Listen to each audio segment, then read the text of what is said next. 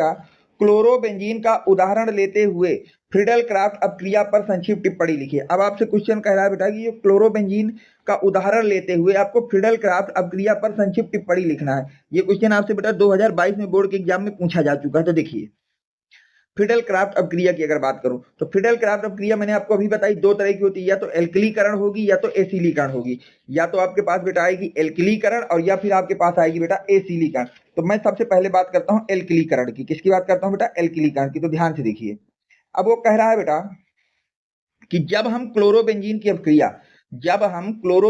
अपक्रिया निर्जल aluminium chloride की उपस्थिति में एल्किल हाइलाइड के साथ कराते हैं तो हमें आर्थो क्लोरो एल्किल बेंजीन तथा पैरा क्लोरो एल्किल बेंजीन का मिश्रण प्राप्त होता है तथा यह अपक्रिया फ्रीडल क्राफ्ट एल्किलीकरण अपक्रिया कहलाती है। कि जब हम क्लोरोबेंजीन को लेते हैं और उसकी अपक्रिया निर्जल एल्युमिनियम क्लोराइड की उपस्थिति में, किसकी उपस्थिति में बेटा? निर्जल एल्युमिनियम क्लोराइड की उपस्थिति में एल्किल हाइलाइड के साथ कराते हो। किसके साथ कराते हो बेटा? एल्किल हाइलाइड के साथ। तो वहां से आपको एक मिश्रण मिलता है। किसका मिलता है? आर्थो क्लोरो एल्किल बेंजीन तथा पैरा क्लोरो एल्किल बेंजीन का मिश्रण मिलता है। और इस मिश्रण के मिलने वाली जो अपक्रिया होती है उस अपक्रिया का नाम होता है फ्रीडल क्राफ्ट एल्किलीकरण अपक्रिया।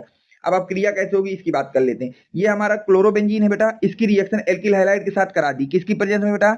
निर्जल एल्युमिनियम क्लोराइड की प्रेजेंस में। तो यहां से क्या होता है बेटा कि जो इलेक्ट्रोफाइल जो आपका एल्किल हाइलाइड है ये टूट जाता है R प्लस और X माइनस में। किसमें टूट जाता है बेटा? R प्लस और X माइनस में।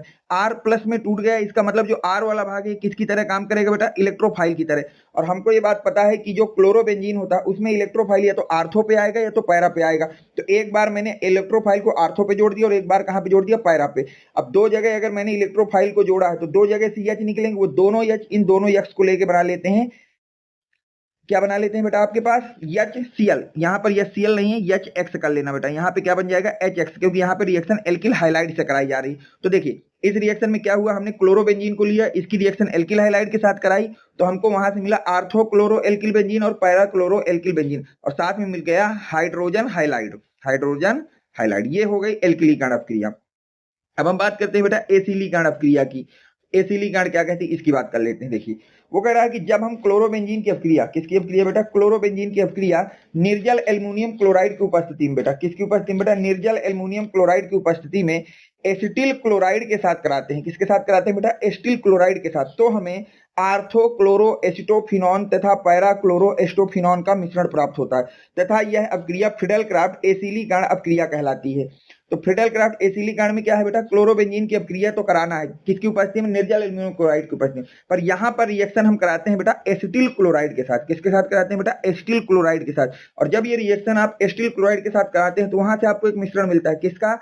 आर्थो क्लोरो एसिटोफिनॉन तथा पैरा क्लोरो एसिटोफिनॉन का। और इसी अपक्रिया का नाम है फ्रीडल क्राफ्ट एसिलीकरण अपक्रिया। अब यहाँ पर देखिए रिएक्शन कैसे होगी उसकी भी बात कर लेते हैं। यहां पर भी क्या होगा बेटा? यहां से बॉन्ड को टूट जाएगा, इसके ऊपर प्लस आ जाएगा और इसके ऊपर बेटा आपका माइनस आ जाएगा। तो अगर इस ग्रुप के ऊपर प्लस आया तो इसको बोलेंगे इलेक्ट्रोफाइल।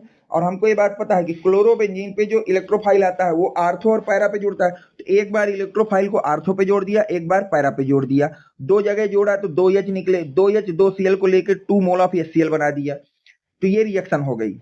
अब यहां से नाम लिखेंगे तो इसको बेटा कहते हैं क्लोरोबेंजीन, इसको कहते हैं एसिटिल क्लोराइड, इसका नाम होता है आर्थो क्लोरो एस्टोफिनॉन, इसको कहते हैं पैरा क्लोरो एस्टोफिनॉन। ठीक है, तो यहां तक आपको ये रिएक्शन को भी लिख लेना है। अब हम